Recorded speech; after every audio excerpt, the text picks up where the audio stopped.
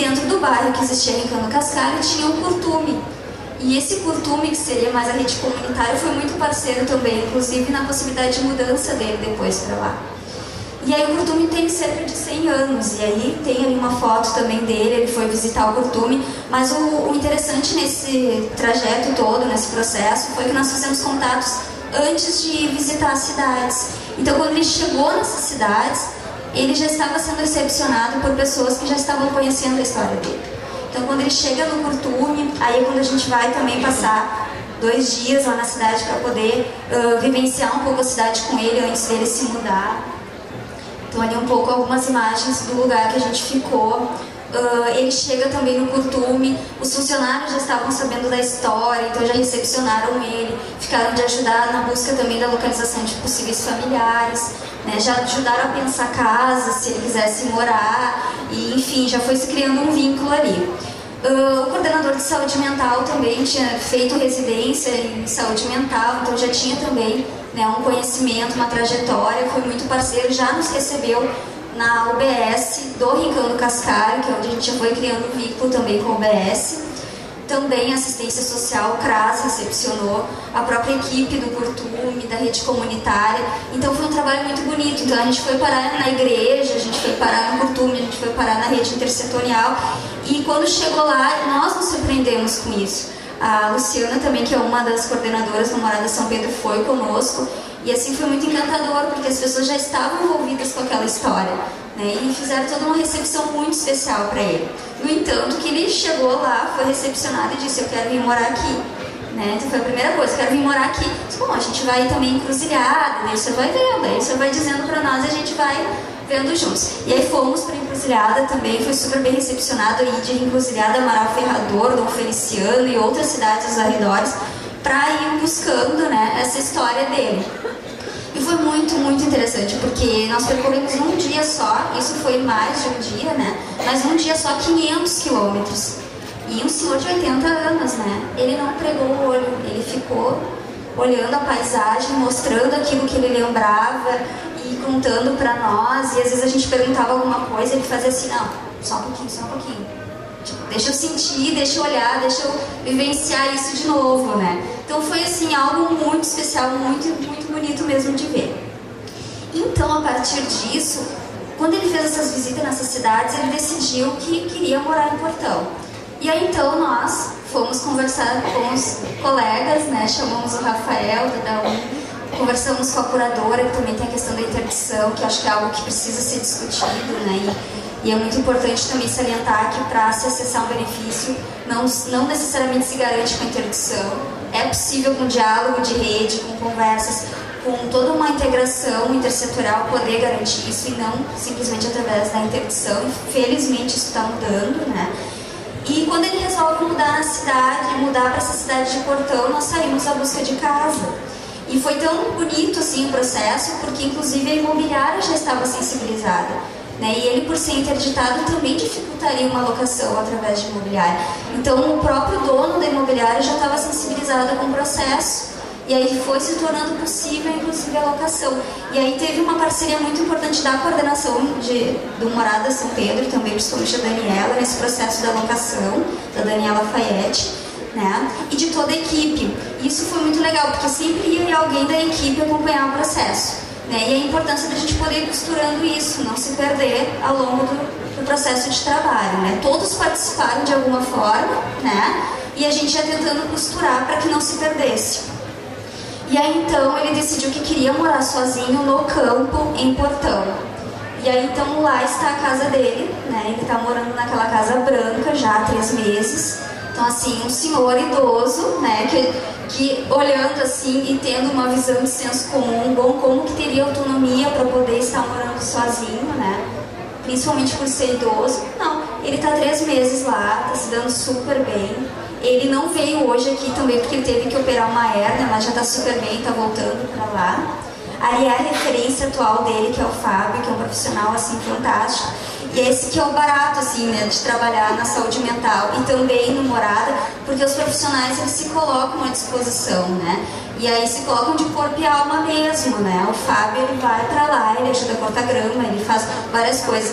E nisso o Angenor pede também enxada, facão, né? Todos os instrumentos que ele possa trabalhar no campo, né? Fazer a horta dele e tudo. E tem um senhor que ele é um senhor que ele tem uma empresa alimentícia e foi indicada pelo Curtume.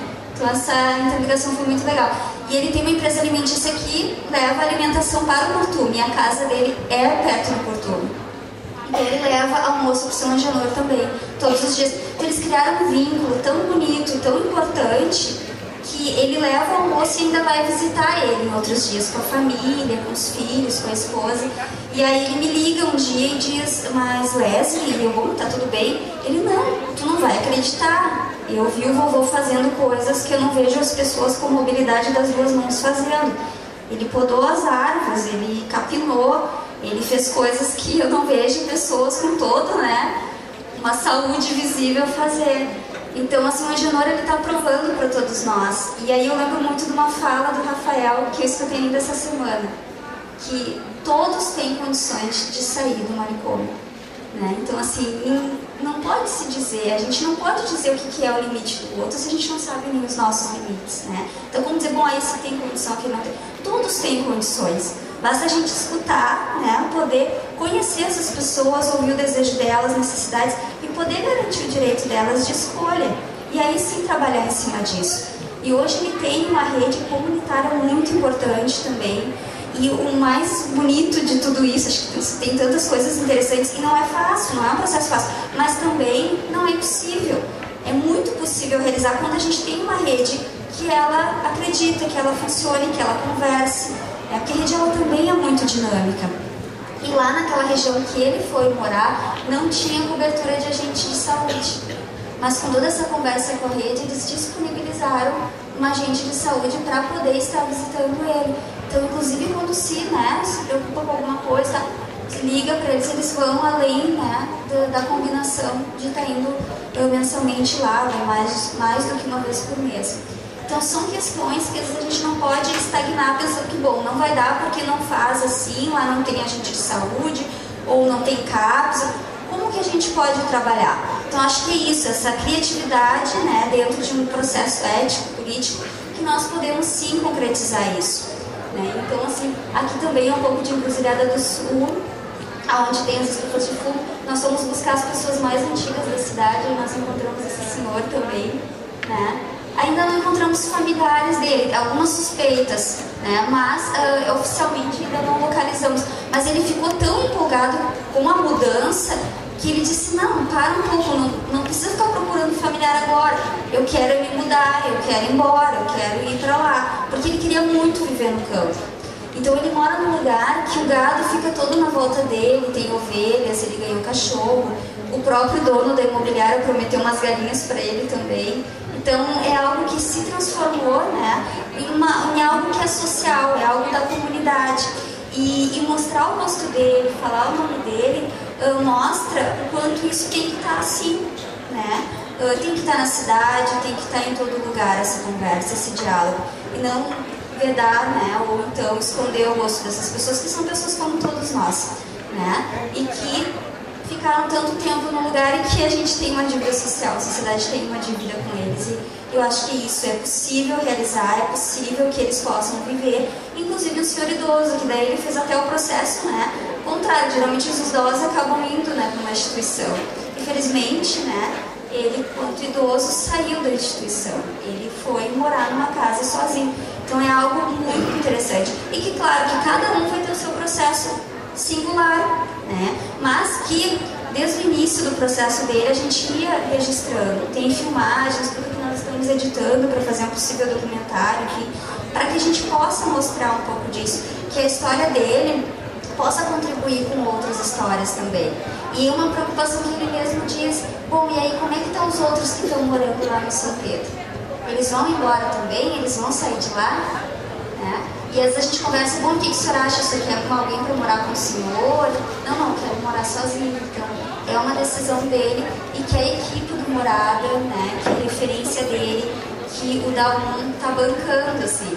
E isso que é acreditar realmente que é possível viver das mais variadas formas, quando a gente aposta e busca garantir o direito desses moradores. E que usuário todos nós somos, né? Cada um no seu contexto, né? Em determinadas situações nós somos também. Então acho que essa proximidade, essa vinculação é possível, e é possível também compreender, né? E compreender toda a coerência que tem no sentido do pedido de que cada um traz e poder acompanhar, né? Então acho que é um pouco disso que eu quero trazer para vocês, e das próximas vezes ele está presente, assim, que ele é o principal autor dessa história, né? Então é isso, obrigada. Obrigado, Lésia. A gente pensou essa apresentação conjunta, que esse caso do Agenor, ele, como a Lésia mesmo diz, né, ele não é um modelo para os outros casos, mas serve para a gente pensar o quão artesanal que é o trabalho, né, e esse princípio que é o princípio da escuta, né, de poder escutar o que é o desejo do outro, né, o que ele está afim de construir para a vida dele. Né, eu acho que isso a Lésia fez muito bem, assim, foi super incansável, né, Lésia, também, assim, nesse trabalho, nesse tecimento, assim, desse projeto terapêutico singular do seu Agenor, assim. Eu faço parte, nós fazemos parte de um coletivo que hoje está pensando está atuando mais à frente, vamos dizer assim, da desinstitucionalização de São Pedro, né? E aí pensar essa desinstitucionalização não é só pensar a saída das pessoas do manicômio, né? Mas é também a saída do manicômio de dentro das pessoas, né? Que eu acho que isso o Agenor conseguiu com essa receptividade que ele teve também lá em Portão, assim, que foi super importante. É um trabalho coletivo, né? Sem vários atores participarem não é possível, né? E a gente tem ainda atualmente mais ou menos 230 pessoas ainda vivendo dentro do hospital psiquiátrico, né? Então a gente tem que pensar que cada uma delas é um projeto terapêutico singular, e é possível sim, né, que todas elas saiam. Então vou falar um pouco assim, complementando, né, a Lésia trouxe um dos casos. Vou falar um pouco o que a gente está pensando enquanto esse coletivo, que não é um coletivo que trabalha sozinho também, né? A gente conta muito com o apoio lá da Coordenação de Saúde Mental, da Escola de Saúde Pública, né? Então a gente não tem condições de trabalhar sozinho. Eu não falo aqui só por mim, eu falo por muitos que alguns estão aqui, o pessoal do Morada São Pedro está aqui, né? O pessoal do Morada Viamão acho que está aí também. Então é um coletivo que está em sintonia pensando a desinstitucionalização, né? Então uma das primeiras ações que nós fizemos é o fortalecimento dos residenciais terapêuticos existentes, né? Que quando a gente assumiu lá, estava uma situação muito sucateada, né? A própria equipe do Morada São Pedro, que são 25 casas, 25 residenciais terapêuticos, né? Que começou em 2002 com 40 pessoas numa equipe. Quando a gente subiu, estava com 7 pessoas na equipe, né? Então, para vocês terem uma ideia de como a gente pegou o cenário, né? Então, primeiro passo, fortalecimento dos residenciais terapêuticos, né? Então, entraram novas pessoas através do contrato emergencial para atuar, né? Para poder atuar no cuidado, e também pensar que desinstitucionalização é pensar também o residencial como um lugar de passagem, como foi para o Agenor, né? Então, que também não é só no residencial terapêutico que a gente tem que, né, pensar que as pessoas podem ir, as pessoas que vivem no hospital psiquiátrico podem ir. Então, essa foi uma das primeiras ações que a gente fez, né? Para se fazer esse trabalho, precisa de equipe, né? Uma equipe para se fazer esse trabalho. Então, essa foi uma das coisas que a gente, né, trabalhou bastante para se conseguir. A gente também, outra ação foi o censo, né, com os moradores, né, principalmente em relação às origens, né, aos municípios de origem, né. E aí isso não significa que as pessoas vão voltar para o município de origem, né, porque algumas até não querem, né, e eu acho que isso faz parte de poder escutar essas pessoas, né. Algumas delas dizem que não querem voltar para o município de origem, né, que foram maltratadas lá, que não gostam de lá. Né, mas esse trabalho, né, esse censo, ele não é para... ele é mais uma ferramenta dentro dessas ações, desse conjunto de ações para a elaboração do plano terapêutico. Né? E aí tem, obviamente, o trabalho com os municípios, né? Para aqueles que querem retornar, né? De poder receber, de poder se auxiliar na montagem da rede. Né? Nunca está pronto. Né? O município de Portão não tinha uma rede pronta esperando. Né? Estamos aqui com a rede prontinha esperando. Não, essa rede vai ser montada a partir da demanda também. Né? É como a Leslie trouxe, bom, não tinha gente comunitária ali, mas teve flexibilidade, né, do gestor, de vários atores para poder se construir essa possibilidade. Né? Enfim, eu não vou me alongar muito, assim, né? Só queria marcar isso, assim, que a história da Genora, eu fico muito emocionado toda vez que eu ouço de novo a Leslie contar, assim, já é a segunda vez que eu estou ouvindo, assim, o poder ter participado de alguma forma dessa história, assim, né, também.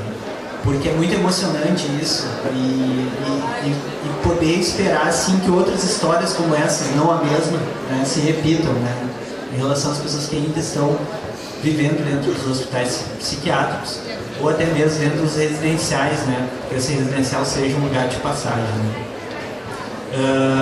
Eu vou encerrar aqui minha fala dando uma boa notícia. Acredito que vocês vão gostar dessa notícia, porque todos nós somos mentaleiros, né.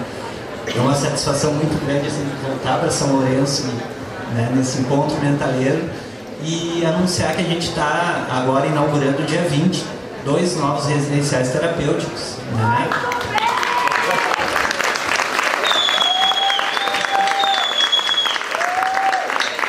Dia 20 agora, né? E nesse dia vai ser marcada a mudança de 18 pessoas que vão sair do hospital psiquiátrico e vão viver na cidade, em relações de vizinhança, tudo aquilo que a gente, tudo que possibilita sair do hospital psiquiátrico, né? Porque não é o fim sair do hospital psiquiátrico, é o início de uma nova vida, né? É o começo, né? Então tá, era isso. Obrigada, Leslie e Rafael. Eu vou passar aqui agora para o Denis Petuco, que vai estar falando sobre redução de danos, transversalizando os pontos de atenção. Bom, boa tarde a todas e a todos. Dizer primeiro de tudo da alegria de estar aqui em São Lourenço de novo. Eu sou gaúcho de Porto Alegre, mas estou morando fora do Rio Grande do Sul já fazem 5 anos. E é esse o tempo que faz que eu não venho aumentar o tipo, né? De uma época que eu vinha todo ano, enfim, desde que eu me mudei para o Rio Grande do Sul. Eu fui morar primeiro na Paraíba, fiquei 3 anos na Paraíba, agora estou há quase 2 anos já no Rio de Janeiro. E é esse o tempo que eu não venho para São Lourenço, né? Então é super bom estar aqui.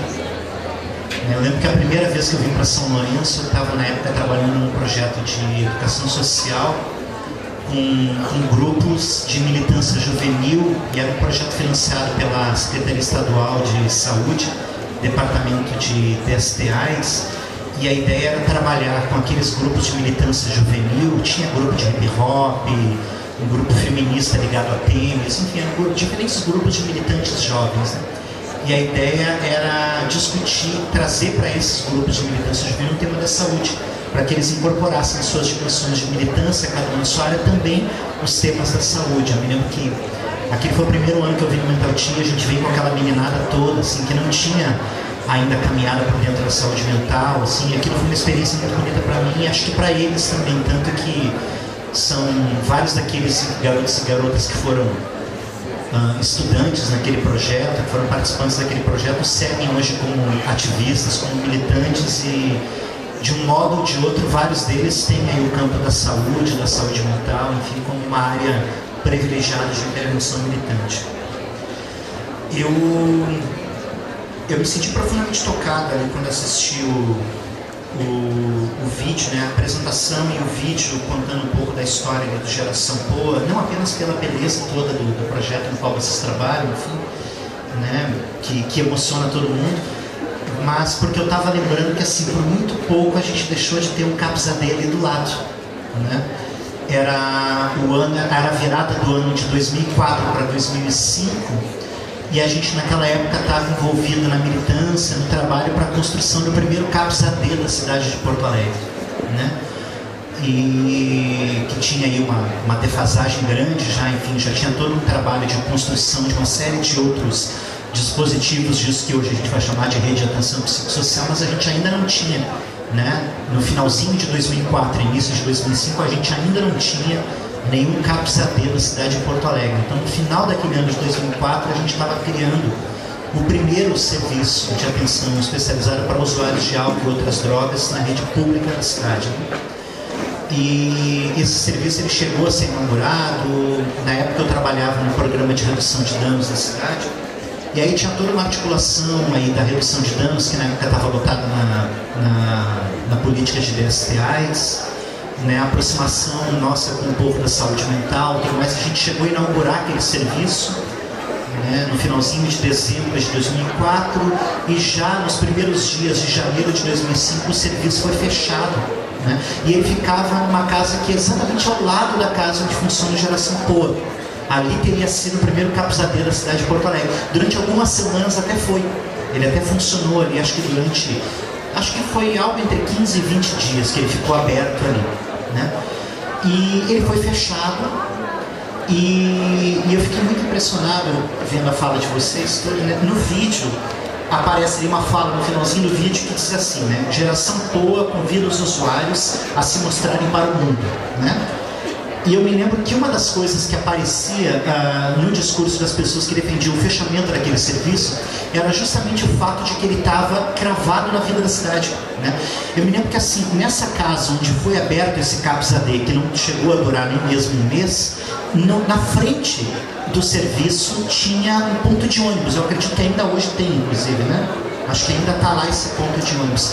Uma das coisas que se dizia na época é que esse serviço não poderia ser ali, porque o fato de ter um ponto de ônibus à frente do serviço era algo que expunha os usuários, enfim, quer dizer, aquilo que pode ser algo maravilhoso para qualquer outro tipo de serviço público, ou seja, poxa, nós temos um ponto de ônibus na frente, o que facilita o acesso, torna fácil que as pessoas possam chegar e ir embora daqui. Isso era colocado como um empecilho, quer dizer, o fato de que aquele serviço estava visível, estava colado na vida da cidade, dentro de uma avenida importante da cidade, isso que deveria ser, obviamente, uma grande vantagem para aquele serviço, pasmem, era colocado como um problema e como um dos motivos pelos quais aquele serviço devia ser fechado, né? E eu lembro disso, e isso me faz lembrar daquele conto do Eduardo Galeano, que eu acredito que muitos de vocês conhecem, que é o conto onde ele conta a história do louco do violão, né? Para quem não conhece, eu conto um pouquinho, né? Nesse conto, o Eduardo Galeano, que é um lindo poeta uruguaio, ele conta pra gente a história de um cidadão que vivia nas ruas de uma cidade qualquer da América Latina, e esse cara ele ficava numa praça tocando um violão de faz de conta, um violão imaginário, que não existia, né? Aí tinha um outro cidadão que passava por aquela praça todos os dias, via aquele cara tocando um violão de faz de conta, e esse cara sentiu vontade de se aproximar daquela pessoa, de conhecer, de fazer amizade, né? Do seu agenor, quem sabe, ou alguém parecido, né? E ele busca essa aproximação improvável, né? E eles se tornam amigos, né? E tocado por essa amizade, esse cara, ele olha para aquele cidadão que toca um violão imaginário e diz, poxa, eu vou dar um presente para esse cara, né? E o óbvio, né, a piada pronta, ele compra um violão de verdade e ele leva lá para dar de presente para aquele camarada que ficava todos os dias na praça tocando um violão imaginário, né? Aí o dia que ele leva o violão de presente, a pessoa recebe o presente, emocionada, tudo, e diz, puxa, que alegria, você me deu o violão. Aí ele pega o violão, bota do lado e continua tocando o violão invisível, dizendo, muito obrigado, agora eu tenho 2 violões. O bonito dessa história é justamente esse encontro entre essas duas pessoas, né? E um encontro que só pode acontecer porque esse camarada que toca um violão invisível, ele não está preso dentro do hospício. Se ele estivesse preso dentro do hospício, essa história não seria possível. Então essa história só é possível porque esse camarada que toca um violão imaginário está na cidade, né? E aí eu faço a mesma pergunta que a minha esposa atualmente. Minha esposa está fazendo o mestrado dela lá na Federal Fluminense e estudando internação compulsória, e a pergunta de partida para a pesquisa dela é a seguinte: o que não cabe nas ruas de uma cidade, né? O que não cabe nas ruas das nossas cidades? Por que algumas pessoas não podem conviver? Por que algumas pessoas não podem tocar os seus violões imaginários nas praças das nossas cidades, né? E aí eu me reporto um pouco a pesquisa que eu fiz no meu mestrado, que foi o que me levou lá para Paraíba, foi o que me fez escolher pela educação, para estudar as campanhas de prevenção ao crack, né? Então, enquanto eu estou falando, está aparecendo aí, não está mais? Até agora há pouco estavam aparecendo aí as imagens, algumas imagens bem conhecidas de vocês, né? E minhas também. Assim que eu me mudei para Paraíba para iniciar o mestrado, na época, meu projeto inicial não era estudar campanhas de prevenção. Meu projeto inicial era estudar, a partir dos princípios e dos conceitos da educação popular, que tipo de práticas de educação e saúde eram realizadas em serviços destinados a usuários de álcool e outras drogas. O problema é que, assim que eu me mudei para Paraíba, a retransmissora da Rede Globo aqui no Rio Grande do Sul botou na roda a campanha de onde eu extraí essas imagens que vocês estão vendo aí, né? E isso me interpelou de tal modo que eu acabei mudando meu projeto de pesquisa, o que me obrigou a mudar de orientador também, enfim, foi todo um processo de transformação no meu projeto inicial que tinha a ver com isso. Eu queria entender queria pesquisar mais a fundo e trazer luz a respeito disso. O que essas campanhas de prevenção ao crack estavam dizendo, especialmente nas suas imagens, né?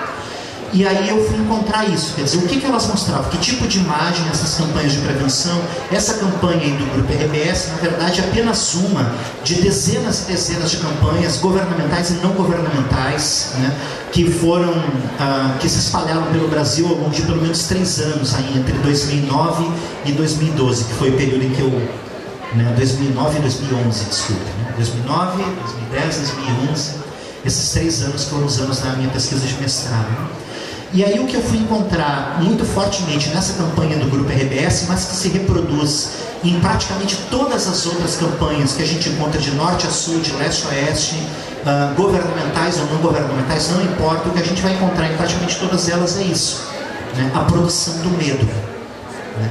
A produção do medo, a ideia do usuário de crack, o usuário de crack é apresentado como um zumbi, como um morto-vivo, né? Como alguém que não tem mais chance, como alguém que já morreu, mas no entanto ainda está por aí, né? Assustando e levando medo, né? É desse modo que os usuários de crack são apresentados nas campanhas de prevenção, é desse modo que os usuários de crack são apresentados também nos programas policiais, jornalísticos e tudo mais, né? Enfim, uma maquinaria de produção do medo, não muito diferente da maquinaria que associou o medo também aos portadores de sofrimento psíquico, enfim, as pessoas que convivem com sofrimento mental, né? Enfim, toda essa ideia da produção do medo, né? Então é esse medo produzido que vai justificar justamente esse processo, não apenas justificar, eu diria, mas mais do que isso, que vai instigar, que vai fomentar, que vai potencializar todo esse processo de produção de políticas públicas, se é que a gente pode usar a expressão política pública para se referir a esse tipo de dispositivo de aprisionamento, controle e disciplinamento, mas é esse tipo de produção, de maquinaria de produção do medo que vai instigar o contorno de políticas públicas que vão eliminar das ruas das cidades determinados grupos de pessoas, aqueles grupos associados ao medo. Quer dizer, a gente produz o medo e a gente oferece um tipo de política pública para fazer frente ao medo. E é isso que dá contornos tão característicos ao longo de toda a história da loucura, ao tipo de dispositivo que se construiu no campo da saúde mental, se é que a gente pode chamar isso historicamente de saúde mental, mas a todo esse campo da psiquiatria, né, no sentido da construção de dispositivos de aprisionamento, de controle, né, dentre os quais o hospício é o mais tenebroso de todos, provavelmente, né? Quer dizer, toda uma maquinaria de produção de medo, e aí, quer dizer, você produz um medo associado a um determinado